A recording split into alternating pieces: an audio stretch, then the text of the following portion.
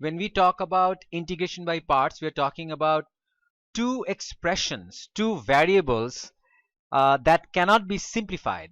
So when we have a variable like x and it is multiplied with x squared plus x and they're asked to integrate, this is not integration by parts because this can be simplified into x cubed plus x squared and then we can have integration.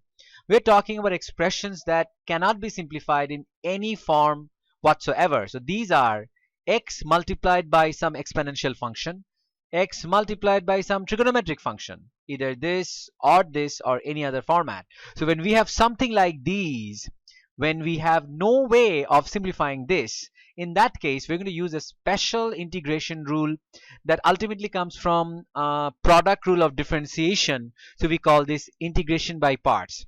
So what happens is that we consider one of it as u and the other one of it as dv by dx. Of course we can consider one as u, the other one is v, but that makes the formula longer, so you write it like this.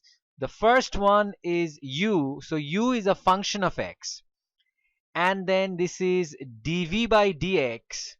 So this is basically another function of x, but the derivative of this is, so g prime x. So v is a function of x and u is also a function of x, but what we put over here in the question is a derivative of one of the function dv by dx and this.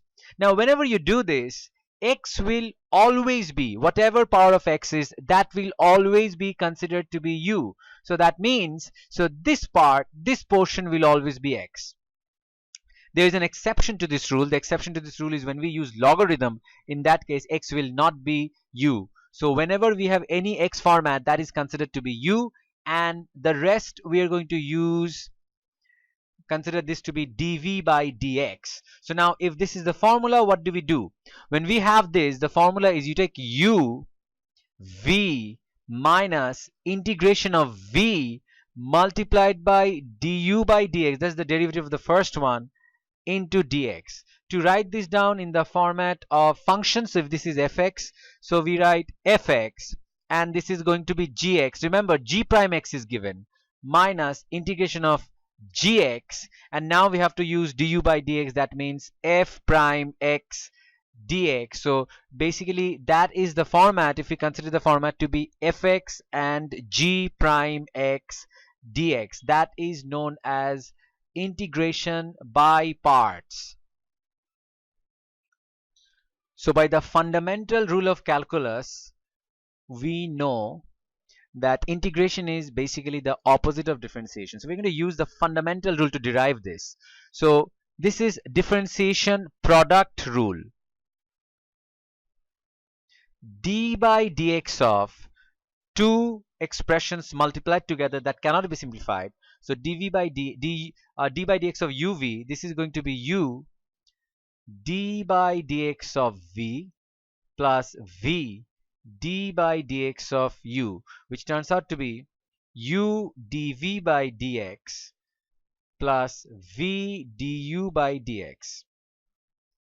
Now we have d by dx of uv. Now if we rearrange this and if we write it like this, d by dx uv minus v du by dx equals to u dv by dx. If we write it like this, and then after writing it like this, if we give integration on both sides, so if we integrate this whole thing, so this whole thing and this whole thing, so what we will basically get is integration of d by dx of uv. So this is basically going to be uv only. So integration sign is going to go away because integration is the opposite of differentiation. So integration of d by dx of uv is just going to be uv, minus integration of this v du by dx is going to be integration of v du by dx, and there has to be dx over here since we're integrating this.